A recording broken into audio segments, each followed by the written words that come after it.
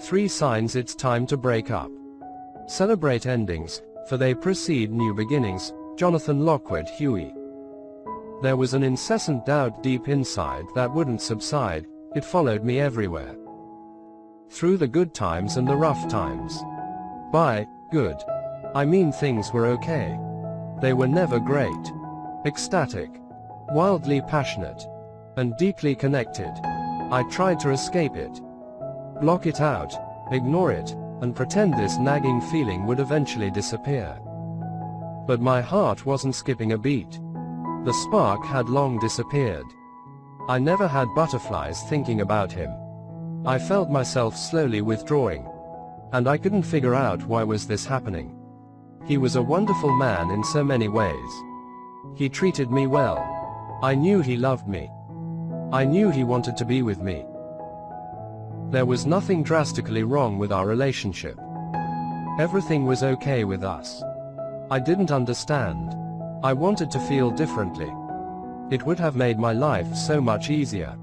So I contemplated. I stayed. I tried to focus on the great things about him and us, in the hope I'd fall more in love and it'd all work out. But it didn't. Things didn't change for me. That feeling was there for a reason. We really weren't right for each other in the long term. I agonized over what to do for months and months. Should I stay and ignore my feelings? Should I go and potentially make a massive mistake? After much soul searching and going back and forward in my head, I finally found my answer.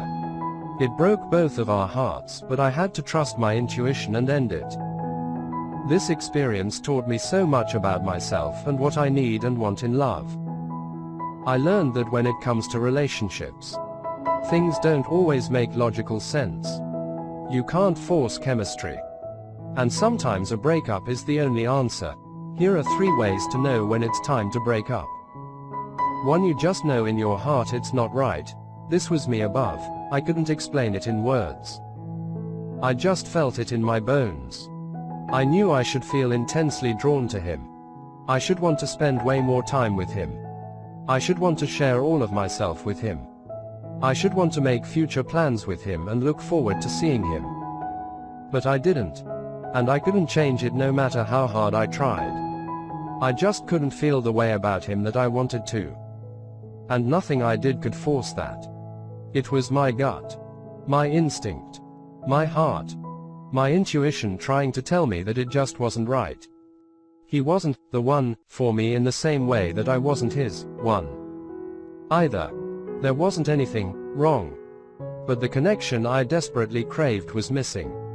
He didn't light me up and make me want to be a better person. I didn't feel how I wanted to with him. This situation is difficult because you can't always explain or articulate why you feel the way you feel. But it's so important to trust yourself. Those feelings are your navigation, your truth. And when you listen, life gets so much easier and you open the channels right on up for greater love and happiness. 2. You're miserable more often than you're happy. Do you spend more time fighting, arguing, and feeling annoyed and disappointed than you do enjoying, loving, and growing with one another? I've been here too. And at the time I thought it was normal. So I put up with it. I kept trying to make it work. I was convinced the fighting would eventually stop if I could be everything he wanted. But this isn't normal. And we were definitely not right for each other. It shouldn't be this difficult. Especially in the beginning. Of course. Every couple disagrees at times. And that's normal. But it's how you communicate and navigate these differences that can make or break your relationship. If you constantly push each other's buttons and find there's always tension between you, something's not right. If you try to sort out your issues, whether just between the two of you or by seeking help, and you still find yourself miserable more than 50% of the time, it's a sign this relationship isn't healthy. Really, you should be happy together more like 90% of the time. It's time for bigger, better, happier, more loving times. You know what you need to do. 3. Your values, morals, and beliefs are misaligned. Do you and your partner have different ideas and plans for money, marriage, children, religion, travel, family, work, and life in general? Of course. All of our ideas and opinions aren't always going to be exactly the same. That would just be weird and boring. But is there a mountain of differences, or even just a few big ones, that make you really uncomfortable? This is tricky to navigate. You might find that for a while you're both able to come to a happy compromise, or in the beginning of the relationship you can avoid those big contentious issues. But I promise you they won't go away. They're going to shine bright at some point or another. And if both of you feel strongly about the topic, it's going to make your relationship extremely difficult. Years ago, my long-term ex-partner wouldn't even entertain a conversation about marriage or having children. After a couple of years together, this was a huge warning for me that he didn't see our relationship progressing much further for a long time. I wanted something completely different than he did in life. And it was so important to me to be able to at least discuss these things. It made me realize we really weren't right for one another. It was time to walk. To be happy, comfortable, and growing in a relationship, you both need to be on the same page. You need to feel understood, accepted, and heard. When there are differing views on important life topics, this becomes almost impossible and can be difficult to resolve. When you want the same things and feel similar ways about important issues couples are faced with, your relationship is so much more harmonious, connected, and easy. So you're going to want to think long and hard about whether the two of you are really compatible, and what kind of differences you're okay with.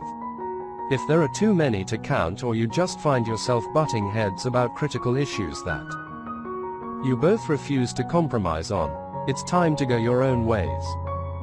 Many say that relationships are hard work. This is true to some degree.